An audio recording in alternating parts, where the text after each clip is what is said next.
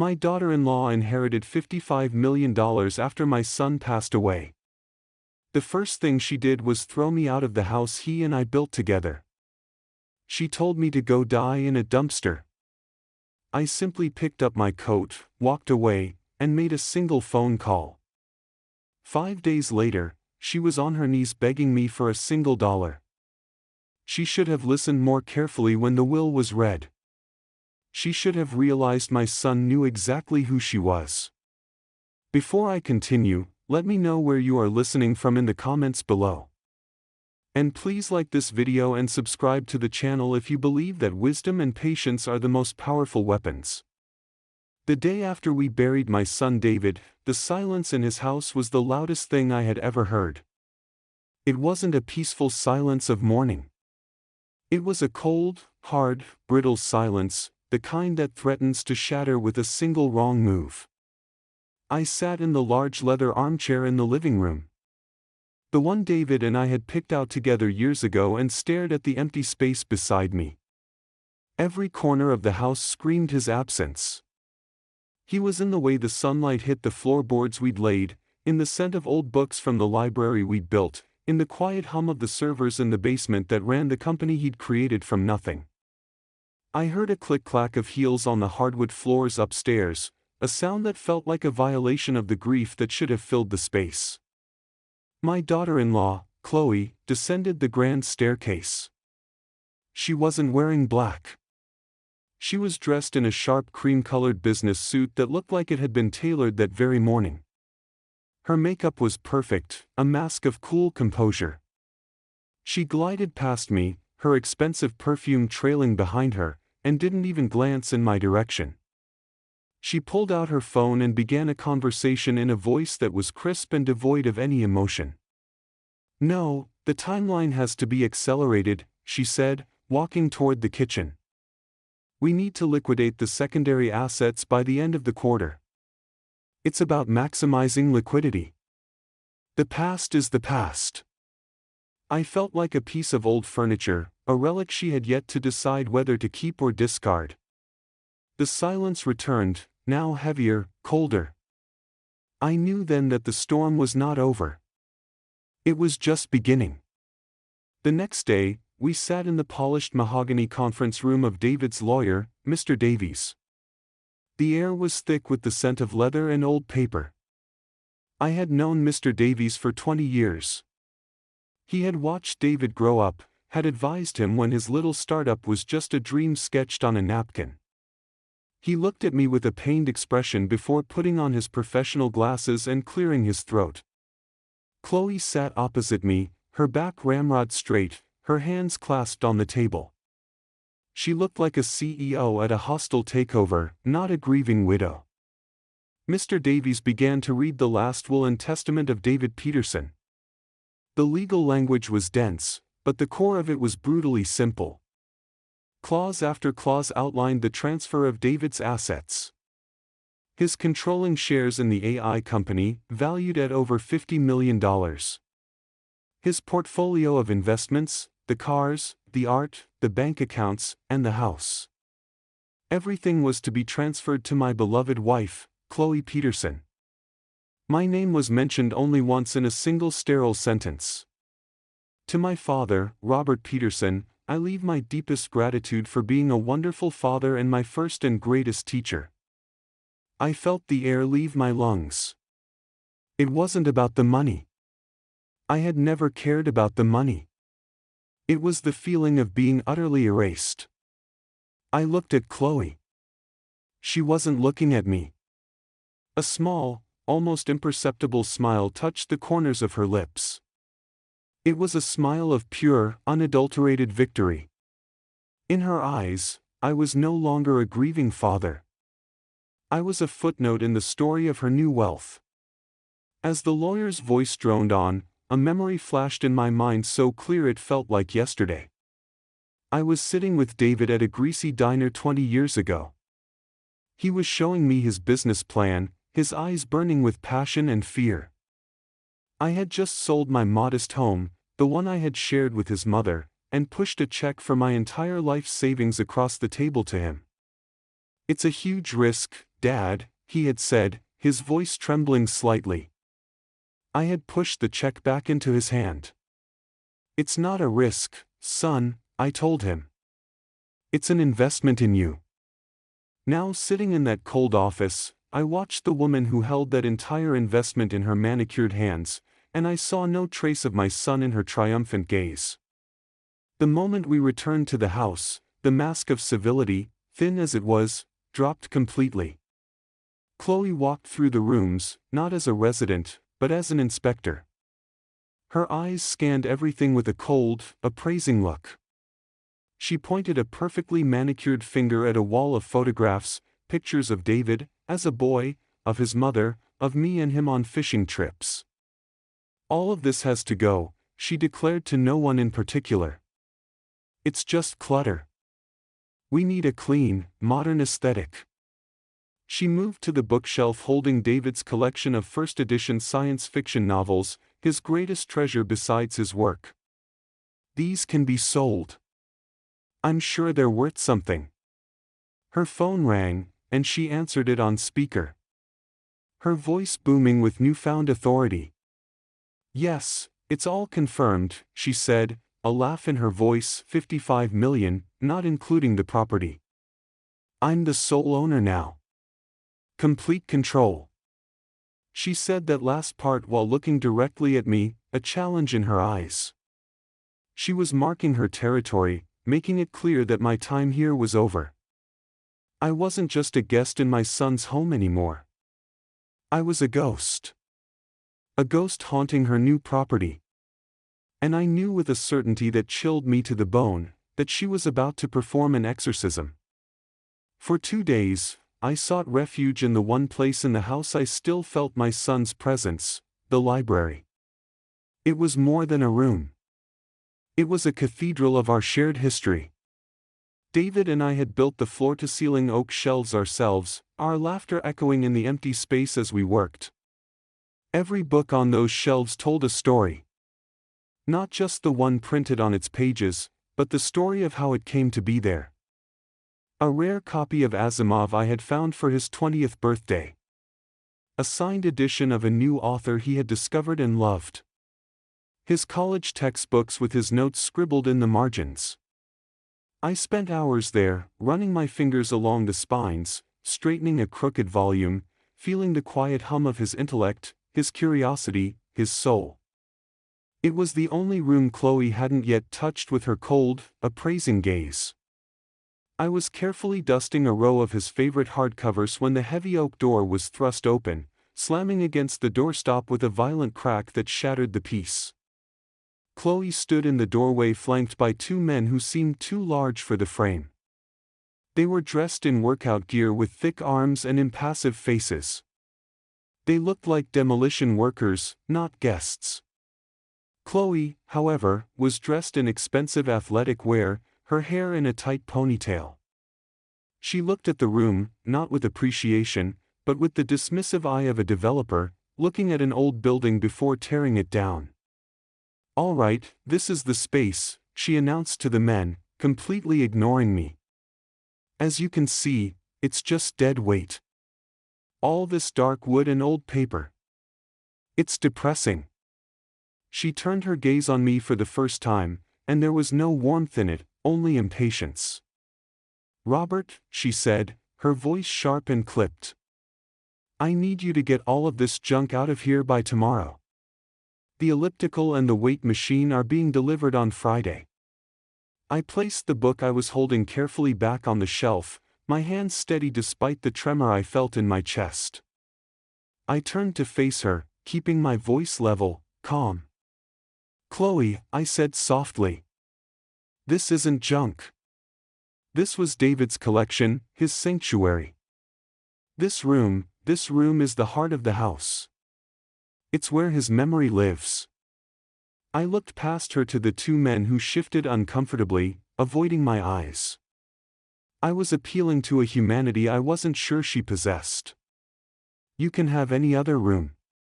Please, just not this one." For a moment, she just stared at me, a flicker of disbelief in her eyes that I would dare to question her. Then a short, ugly laugh escaped her lips. Memory, she sneered. What good is memory? You can't liquidate memories, Robert. Her face, once a mask of cool indifference, began to twist into something genuinely ugly. The civility was gone. The pretense was over. This was the real Chloe, the one my son must have seen, the one he must have tried to protect me from. Her voice rose with each word, growing louder, harsher, echoing off the silent, watching books. I am so tired of you moping around this house like a ghost, touching everything, reminding me of a past I want to forget. This is my house now, my life, and you are not part of it. Then came the words that would burn themselves into my mind forever. The words that would become the fuel for everything that came next.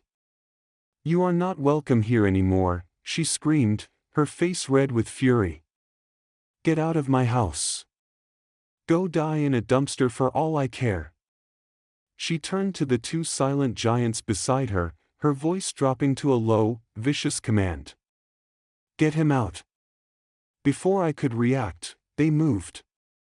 One took my left arm, the other my right. Their grips were like iron. There was no malice in their actions, just a detached efficiency, as if they were removing a piece of unwanted furniture. I didn't struggle. The fight had already left me, replaced by a profound, hollow shock. They guided me out of the library, my feet stumbling on the Persian rug. I had one last look at the room, my son's sanctuary, before the heavy oak door was pulled shut with a final, definitive click. The lock turned. I had been expelled from my own son's heart. I stood on the stone pathway, the manicured green lawn stretching out on either side of me. On the grass, looking absurdly out of place, sat my old leather suitcase. Chloe must have packed it herself, a final act of dismissive charity. I imagined her touching my belongings, her hands judging my worn-out sweaters and old books before stuffing them into the bag and having one of her hired men toss it outside like a piece of trash. The humiliation was a physical thing, a cold knot tightening in my stomach. The sky above was a uniform, unforgiving gray, the color of wet concrete. A cold wind began to stir, rustling the leaves of the great oak tree David and I had planted when the foundation of the house was first laid. Then the first drop of rain hit my cheek. It was cold. Another followed, then another, until a steady, miserable drizzle began to fall, soaking into the shoulders of my thin coat. I didn't move. I just stood there, letting the rain mix with the silent tears I hadn't realized were streaming down my face. I looked up at the house, our house. I saw the bay window of the library, dark and empty. I remembered David insisting on that window, wanting a place where he could read with the morning light pouring in. I saw the stone facade around the entryway, remembering the weekend we spent setting the stones ourselves. Our hands raw and our faces beaming with pride. Every brick, every window, every shingle was a memory. And now it was a monument to a broken promise. The cold rain on my skin seemed to wash away the years, pulling a memory from the depths of my heart with aching clarity. I was suddenly standing in a different yard in front of a much smaller house, 25 years ago. David was a teenager, all lanky arms and earnest ambition, helping me fix a broken fence post. His hands were clumsy but determined. I remember stopping our work and putting a hand on his shoulder. A man's character isn't what he owns, David, I had told him, the words feeling as true then as they did now. It's what he's willing to protect. His name, his honor, his family. David had looked from our modest little house to the horizon, his young eyes filled with dreams. He had smiled, a flash of the brilliant man he would become. One day I'm going to build us a great house, Dad, he had said, his voice full of unwavering certainty. A place so big and strong that you'll always have a home. It won't be my house. It'll be our house. The memory faded, leaving behind an ache more profound than any physical blow. That promise, that beautiful, heartfelt promise from a son to his father. That was what Chloe had truly thrown out onto the lawn. That was what she had slammed the door on. The $55 million were just numbers on a page. The house was just wood and stone. But that promise was the sacred foundation of my life, and she had desecrated it. Standing there in the soaking rain, I felt the grief and shock finally recede, replaced by something else, something hard and cold and clear. The pain was transforming, crystallizing into a single sharp point of purpose. I straightened my back, pulling my shoulders from their defeated slump. I grasped the handle of my suitcase. It felt solid in my hand. And without looking back, I began the long walk down the driveway toward the street. Each step a silent vow. The game was not over. She had just made her move. Now it was my turn. I must have looked a sight standing on the curb in the rain. A man in his 70s with a single suitcase and a life suddenly erased. A yellow taxi slowed as it passed, its headlights cutting through the dreary afternoon. I raised my hand, and it pulled over. The driver, a young man with kind eyes, didn't ask any questions as he put my bag in the trunk. "Where to, sir?" he asked. I didn't want to go to a friend's house. I couldn't bear their pity. Not yet. I needed anonymity. A place where I could think. "The Starlight Motel," I said, naming a place I remembered from years ago, far out on the highway. A place people went when they didn't want to be found. The drive was a blur of smeared city lights and the rhythmic thump of the windshield wipers. Each beat seemed to say, "What now? What now? What now?" We left the manicured suburbs behind, the grand houses, giving way to strip malls and industrial parks. The Starlight Motel was exactly as I hadn't remembered it. The sign was missing a T, so it read Starlight Motel, its neon lights buzzing and flickering in the rain. The paint on the building was peeling, and the air smelled of wet asphalt and regret. The room the clerk gave me was on the ground floor, facing the parking lot. It was small, and the air was stale. A brown-patterned bedspread was stretched tightly over a lumpy mattress. A single lamp on the nightstand cast a weak yellow circle of light. The ancient television was bolted to the dresser. It was the complete opposite of the life I had just been thrown out of. The spacious rooms, the scent of fresh flowers, the priceless art, all of it felt like a dream. This small, sad room was my new reality. I placed my suitcase on the worn luggage rack and sat on the edge of the bed. The springs groaned in protest. The only sounds were the hum of the mini fridge and the distant hiss of tires on the wet highway. For the first time in days, I was truly alone, surrounded by a silence that was entirely my own. But it wasn't the silence of defeat. It was the silence of a chessboard after a devastating move has been made. It was the silence of contemplation. I thought of Chloe's rage, her greed so transparent it was almost childlike. I thought of the will, so clean, so simple, so unlike my son. David was meticulous. He was a genius who saw every angle, who planned for every contingency in his business. Could he have been so blind in his personal life? Could he have left his own father, the man who had funded his dream, so utterly unprotected? It didn't make sense. The numbers didn't add up. And as a man of history, I knew that when a story doesn't make sense, it's usually because you're not reading the whole text. A new thought began to form. Not a hope, but a hypothesis, a possibility. What if David wasn't blind?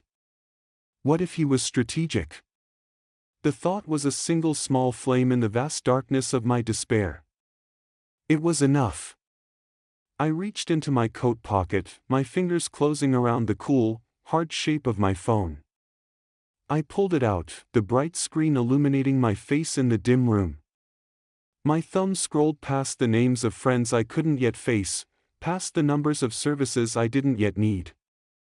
I stopped on one name, a name that now represented the only bridge between the world I had lost and any possible future.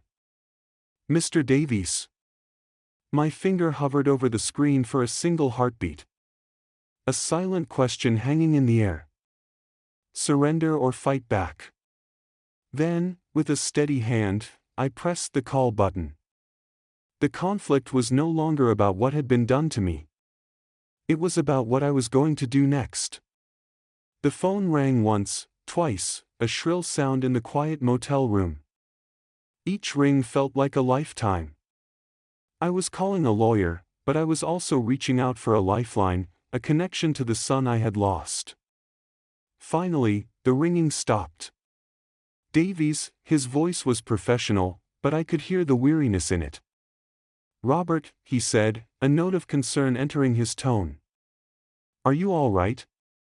I was just about to call you. His words sent a small jolt through me. He was about to call me. He was expecting something. I took a deep breath, marshaling my thoughts, determined not to sound like a broken man.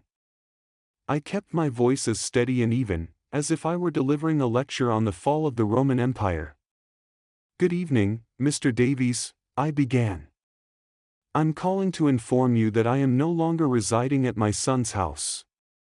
Chloe made it clear I was not welcome. I've taken a room at the Starlight Motel on the interstate.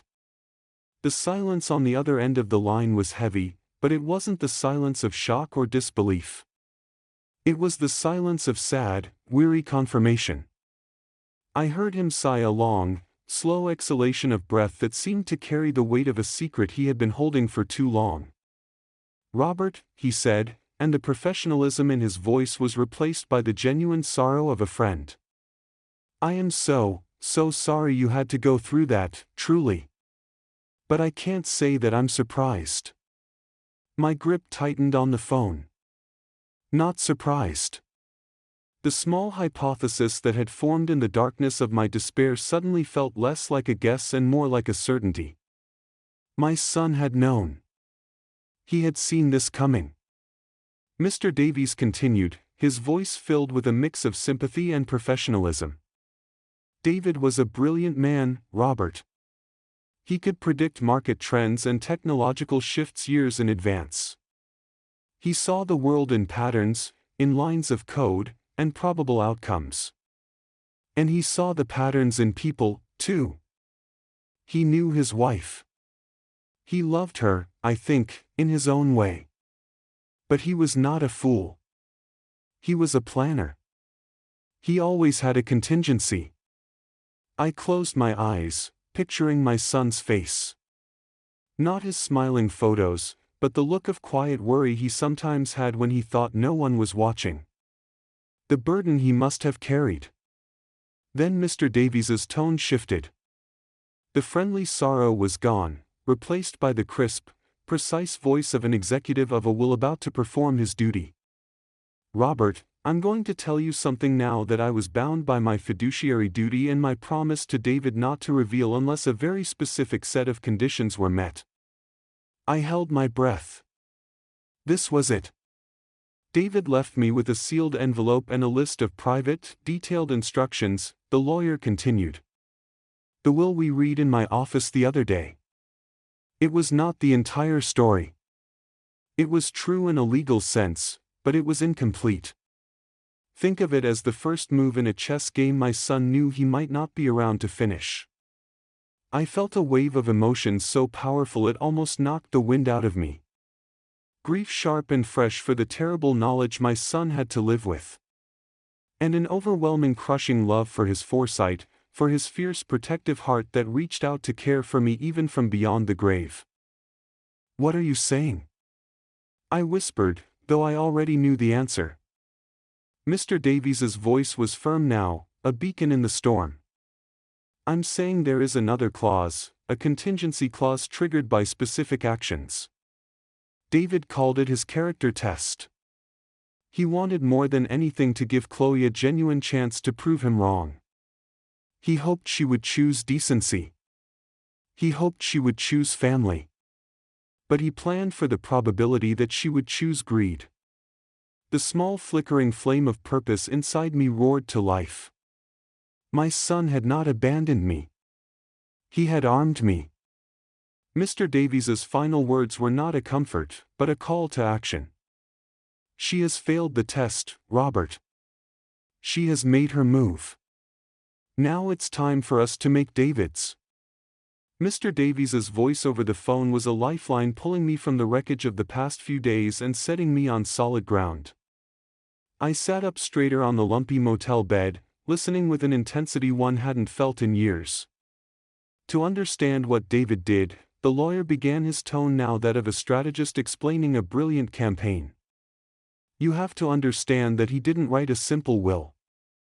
He created a test, an ethical and legal stress test with his entire fortune as the subject.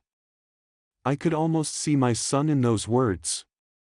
The meticulous planner, the genius who saw every possible outcome. The document we read in my office, Davies continued, was the first part of that test. It was the bait. It was designed to give Chloe everything she thought she ever wanted. But it came with a single, almost invisible string attached. He paused for effect. That string was a legal concept called fiduciary duty. It's a term we lawyers use all the time, and it usually sounds like boilerplate, but David turned it into the entire key to the mechanism. I listened, rapt as he explained the elegant, devastating simplicity of my son's plan. The will stated that the inheritor, Chloe, was entrusted with the entire Peterson estate. But it also contained one crucial, carefully worded clause. It said she was bound for a 30-day evaluation period to a solemn fiduciary duty to protect and uphold the welfare and legacy of the Peterson family. It sounds like a sentimental phrase, doesn't it? Davies said, a hint of admiration in his voice. But in the context of a will, it's a legally binding instruction. Family legacy doesn't just mean the money. It means the people, the history, the honor. It means you, Robert. The pieces began to click into place in my mind, forming a picture of my son's incredible foresight. When Chloe threw you out of the house, Davies explained, his voice turning hard as steel, she did more than just a cruel thing. She took a sledgehammer to the most important clause in the will. She proved in the most dramatic way possible that she had no intention of upholding the welfare or legacy of the family. She violated her fiduciary duty, and that violation is the trigger. He told me that this breach gave him, as the executive, the full legal authority to unseal and activate a second document, a sealed codicil to the will that David had left in his private safe. As Mr. Davies spoke, the dreary motel room around me faded away. I was transported back 3 months to the last quiet evening I had spent with my son. We were in the library, a comfortable silence between us. David had been staring intently at his laptop, his brow furrowed in concentration. He looked up at me suddenly, his eyes tired but clear. "Dad," he had said, his voice quiet but serious. "If anything ever happens to me, I need you to trust what I've built." I had thought he meant his company, the algorithms, the patents. I had put my hand on his shoulder and told him I always would, but he shook his head slightly. "No, not just the company," he clarified, looking back at his screen full of what I now realized must have been legal documents. "I mean the system I built to protect you." I hadn't understood then. I thought he was talking about firewalls or financial arrangements. I didn't realize he was forging a shield of law and love around me.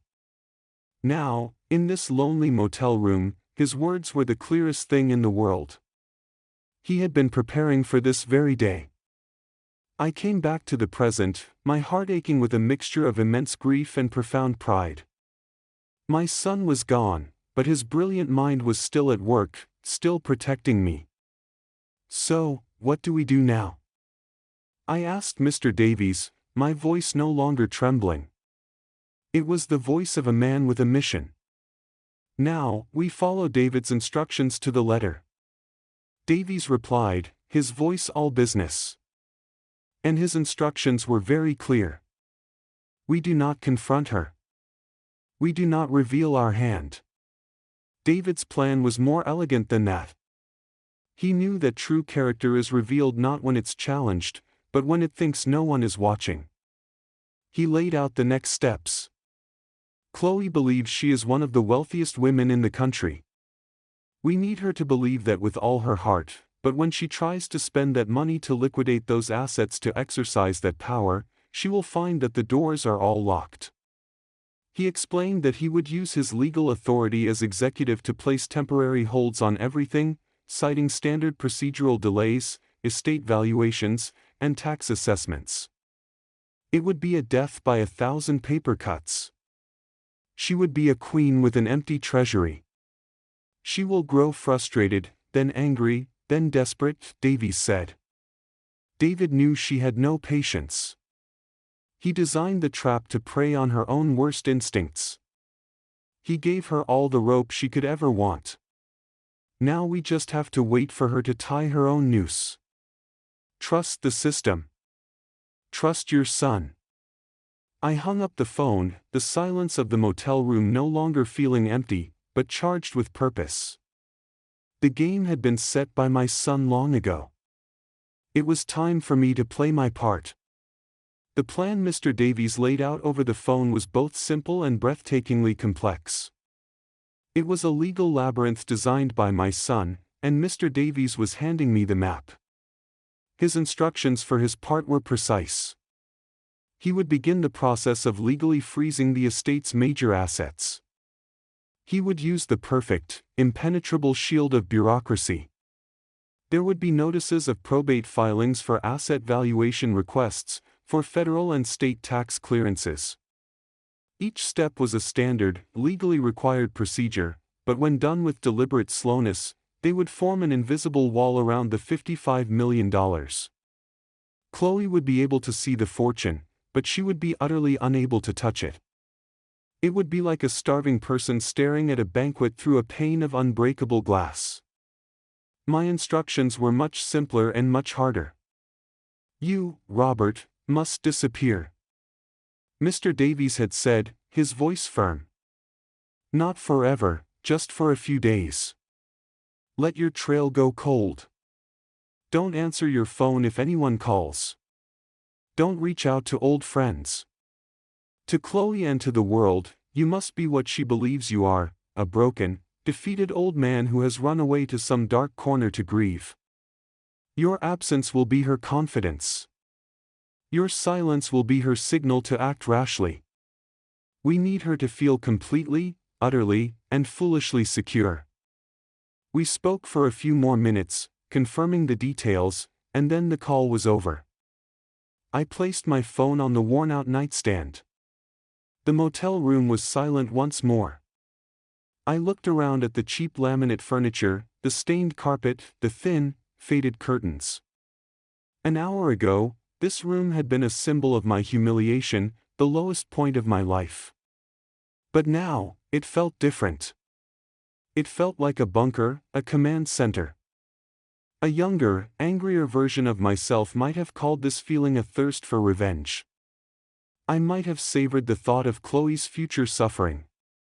But sitting there in the quiet solitude, feeling the immense weight of my son's trust reaching out to me from the past, I knew this was something else entirely. It wasn't about inflicting pain. It was about revealing a painful truth. It wasn't vengeance. It was the slow, methodical execution of justice. My son's justice. I was not an avenger. I was an executive tasked with carrying out the final, most important wish of my child, to protect his legacy from the one person he knew would try to destroy it. The plan was a masterpiece of legal and psychological engineering, but it was built upon a single critical assumption. Chloe's boundless arrogance.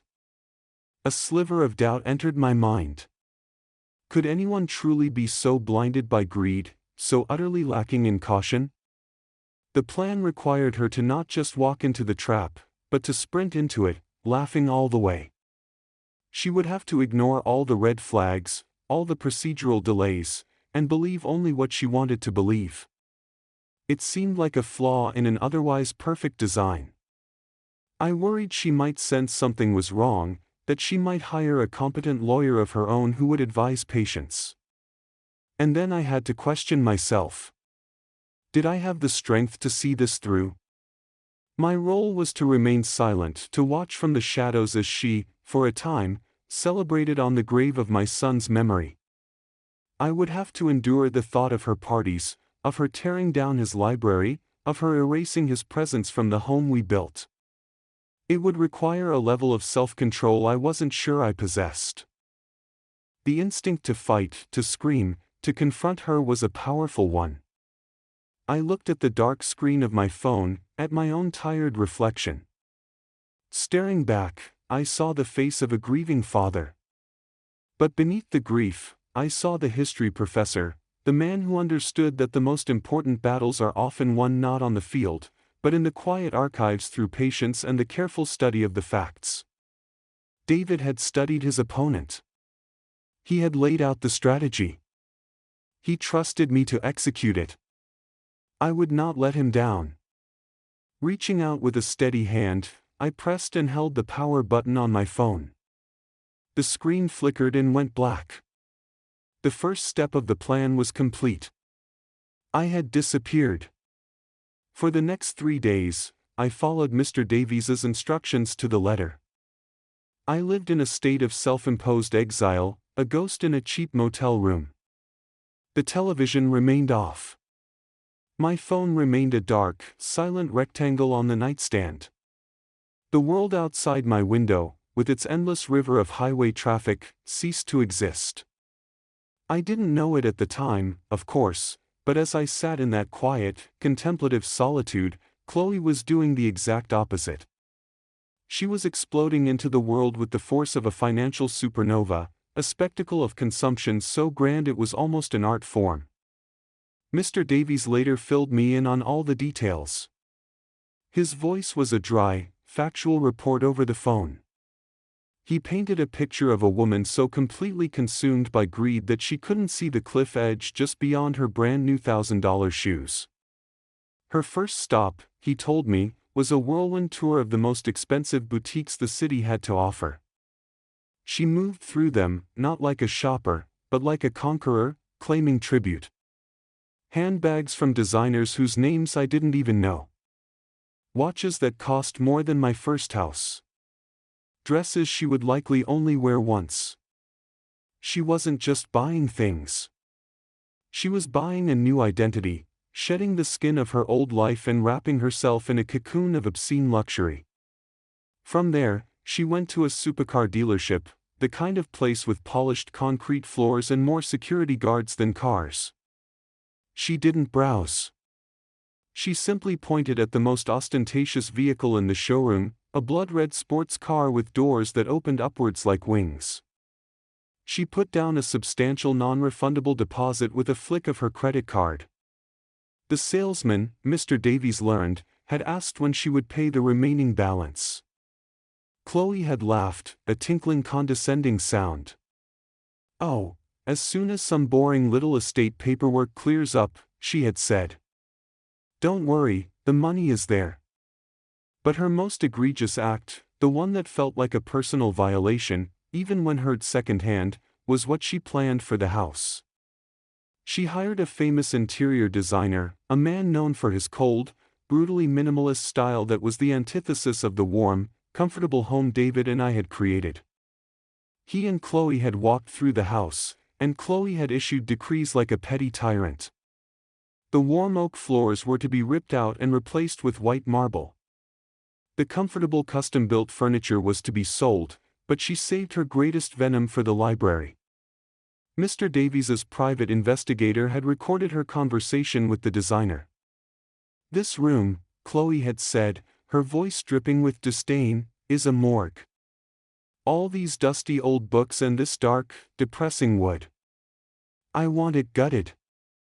I want white walls, chrome glass, and a personal juice bar right over there.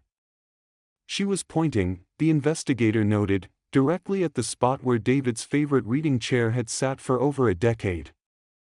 She wasn't just redecorating. She was performing a ritual cleansing, systematically erasing every trace of my son and of me. The crescendo of her hubris was the party. She threw a massive catered affair 3 nights after she had thrown me out. The house was filled with strangers, an entirely new set of friends who had miraculously appeared in her life at the exact same time as the $55 million. Champagne flowed, a DJ played loud, pulsing music, and Chloe held court in the center of it all, soaking in the adoration of her new followers. She was radiant, triumphant. And at some point in the evening, Mr. Davies's source told him one of the new friends asked about David's father. Chloe had paused, placing a dramatic hand on her chest as if the question caused her great pain. "Oh, Robert," she had sighed, her voice carrying across the hushed circle of listeners. "The poor dear man, he was just so overwhelmed by everything, the grief, the legal matters. He couldn't adjust to this new reality." She had shaken her head sadly.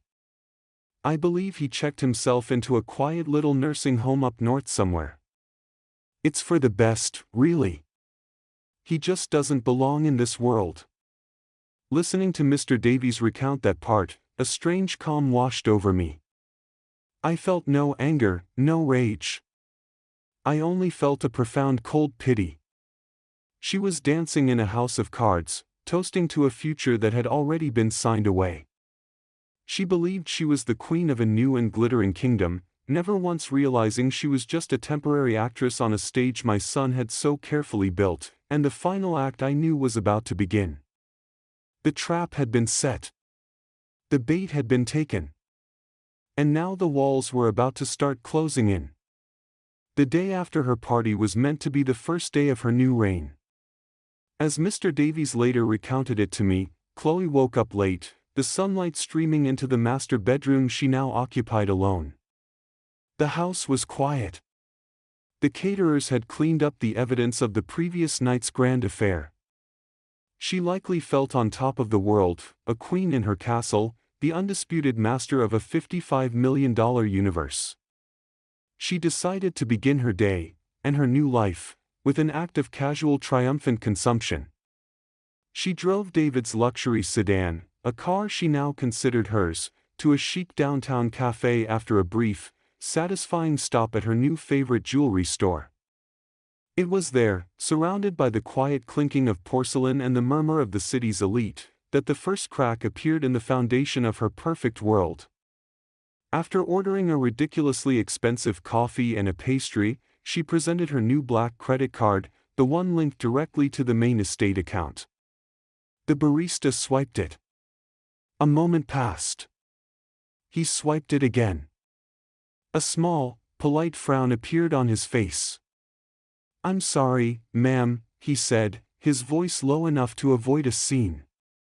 "It's been declined." Chloe laughed, a sound of pure disbelief. "That's impossible," she said, her voice a little too loud. "Try it again." He did. The result was the same. Annoyance flickered across her face, replaced by a flash of embarrassment, as she noticed a woman at a nearby table glance over. She handed him a different card, also linked to the estate. It too was declined. Flustered, she paid with the last of the cash in her designer handbag and retreated to her car, her face a mask of cold fury. She immediately called the private banking line. The representative who answered was impeccably polite, which only seemed to fuel her anger. "Yes, Mrs. Peterson," the banker said after a moment. "I see the issue. There appears to be a temporary procedural hold placed on all accounts associated with the Peterson estate." Chloe's voice was sharp. "A what?" "I am the sole beneficiary. That is my money. Remove the hold immediately." There was a soft electronic shuffling sound on the other end of the line. "Ma'am, I'm afraid I can't do that," the banker said, his voice still maddeningly calm.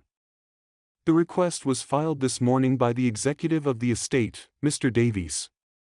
It's a standard hold pending a full asset valuation for probate court." My hands are tied. Chloe sat in her car, the engine silent, and stared at the glittering storefronts. For the first time, a cold tendril of real fear snaked its way into her heart. She drove home, her mind racing.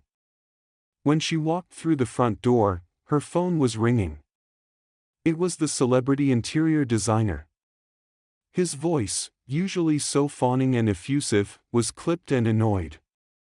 "Chloe, darling," he said, dispensing with pleasantries. "There's a bit of a problem. My demolition crew arrived at the house this morning to begin work on the library, but they were turned away. We were served with a legal notice, a temporary injunction on any structural alterations to the property filed by the estate's executive." He took a breath. "My crew bills by the hour, darling, and right now, they are billing me for doing absolutely nothing. What is going on?" Chloe sank onto a pristine white sofa, the phone feeling cold against her ear. She was surrounded by the walls she wanted to tear down. But an invisible, more powerful wall had just been erected around her. Before she could even formulate a reply to the designer, another call came through. It was the car salesman from the Maserati dealership, and the cheerful difference was gone from his voice. It was now the voice of a man who wanted his money. "Mrs. Peterson," he said, his tone all business. "I'm calling about the final payment for the Gran Turismo. As we discussed, your deposit holds the vehicle for a 72-hour window. We're now at hour 75. We need that wire transfer today. Otherwise, I'll be forced to release the vehicle to another interested party. And as per the contract you signed, the deposit is non-refundable." The sports car, the ultimate symbol of her new status, was about to vanish. Every pillar of her new life was crumbling, one by one, in the space of a single morning. That was when the panic truly set in. Her confident rage dissolved into a frantic, cornered fear. She had only one move left. She dialed the number from Mr. Davies's office, her thumb jabbing at the screen. The moment he answered, the dam of her composure broke and a torrent of furious, terrified words poured out. "What have you done?" she screamed into the phone. "Why is my money frozen? Why can't I touch anything? This is my house. You work for me. I am the estate. You can't do this to me. I will sue you. I will ruin you." On the other end of the line, as Mr. Davies later described it to me, he simply held the phone a few inches from his ear and waited for the storm to pass. When she finally paused to take a breath, he spoke, his voice the calm, unshakable center of her hurricane. "Mrs. Peterson, understand your frustration. However, as I am sure you can appreciate, the final settlement of an estate of this size is a highly complex process." "Standard procedure," she shrieked. "There is nothing standard about this. I assure you, Mrs. Peterson," he continued, his tone maddeningly professional, "every action I have taken is a perfectly standard and legally required step to protect the assets of the estate during the probate period. I am simply following the letter of the law." She screamed again, a raw, frustrated sound of a spoiled child being denied what they want. She was beating her fists against an invisible wall, a wall built of procedure, of legality, of my son's brilliant, patient design. After a final incoherent threat, she slammed the phone down. She was trapped. Trapped not by bars or locks, but by the very system she thought had given her everything. She was a queen in a gilded cage, and my son, through the calm, steady hand of Mr. Davies, had just quietly and irrevocably turned the key. 5 days, according to the updates I received from Mr. Davies over the motel's crackling landline, that's how long it took for Chloe's new world to rust. The invisible walls he had erected had done their job perfectly. Her life, which had seemed so boundless and glittering just days before, had become a gilded cage. The unpaid invoices from the party caterers and the DJ were now arriving with angry red notices demanding immediate payment. The interior designer had sent a scathing email and a bill for his wasted time. The car dealership had called one last time to inform her that her deposit was forfeited and the red sports car had been sold to someone else.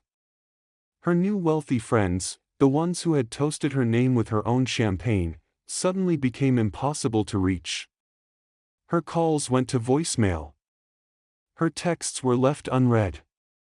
The silence in that vast, empty mansion must have been deafening. She was the queen of a paper kingdom, and a slight breeze had just blown it all away. Her first reaction, Mr. Davies's investigator reported, was a frantic, desperate search for me. The power dynamic had flipped so completely, it was almost poetic. The woman who had ordered me to go die in a dumpster was now scouring the city for the very man she had discarded. Her desperation, I imagine, was fueled by a last flicker of her arrogance. She likely believed that if she could just find me, she could bully or threaten me into calling off the lawyer and releasing her money. She drove to the homes of my old friends, men and women she had always treated with dismissive contempt. But at every door, she was met with polite, firm denial. "I'm sorry, Chloe, we haven't seen Robert." "No, he hasn't called." Each closed door was another reflection of the one she had slammed in my face. She, the new millionaire, was the one being turned away. She, the master of the house, was the one who was no longer welcome. By the afternoon of the fifth day, her anger had burned itself out, leaving behind only the cold, gray ashes of desperation. Every avenue was a dead end. Every call was a failure. She was utterly and completely powerless. There was only one place left to go, one person left to appeal to. She had already tried screaming at Mr. Davies. This time, she would have to try a different tactic, humility, or at least a performance of it. As she made her way to his downtown office, stripped of her bluster and bravado, she must have felt the true weight of her situation for the first time. She was a $55 million heiress who couldn't afford to pay a parking meter, and that is what led her finally to the quiet, wood-paneled waiting room of Davies, and Finch. Mr. Davies had called me at the motel that morning. His voice was calm, but I could hear a note of finality in it. "Robert," he had said simply, "it's time. I think she's ready to listen." He had sent a car for me, and I had put on my best suit, the simple navy one I had worn to my son's wedding. I had been sitting in that waiting room for about an hour, not with anxiety, but with a profound sense of calm. I was not a victim waiting for an apology. I was a father about to carry out his son's final wishes. I was reading a book on Roman history, the familiar weight of it in my hands, a comforting anchor. The door to the waiting room opened softly. I didn't look up immediately. I finished my paragraph first. Then slowly, I lowered my book. She was standing there, hesitating on the threshold. She looked nothing like the conquering queen from the Will Reading or the raging fury from the party. Her expensive clothes were wrinkled. Her perfect hair was in disarray, and her eyes were wide with a fear she could no longer conceal. She looked lost and small. Her eyes scanned the room, likely looking for the receptionist, and then they found me. They locked onto my face. And in that instant, I saw it all happen. The confusion, the shock, and then the dawning, sickening horror of comprehension, the realization that this wasn't a series of unfortunate bureaucratic mistakes. It wasn't a problem that could be fixed. It was a plan. A meticulous, perfectly executed plan, and the quiet, insignificant old man she had thrown out into the rain like a piece of trash was sitting right there in front of her. I watched the cascade of emotions ripple across Chloe's face. It happened in a fraction of a second, but for me, It felt like an eternity. First, there was simple confusion, the kind you see when a familiar room has been inexplicably rearranged. Then a flash of pure, undiluted shock as her brain finally processed the impossible fact that the ghost she had exorcised, was sitting right there in front of her. And finally, that shock curdled into a deep, primal fear, the look of a chess player who has just realized they have been in checkmate for the last 5 moves. The desperate pleading speech she had likely rehearsed all the way to the office died on her lips. The arrogance, the anger, the fury, all of it evaporated, leaving behind a raw, trembling panic. "Robert," she whispered, her voice barely audible.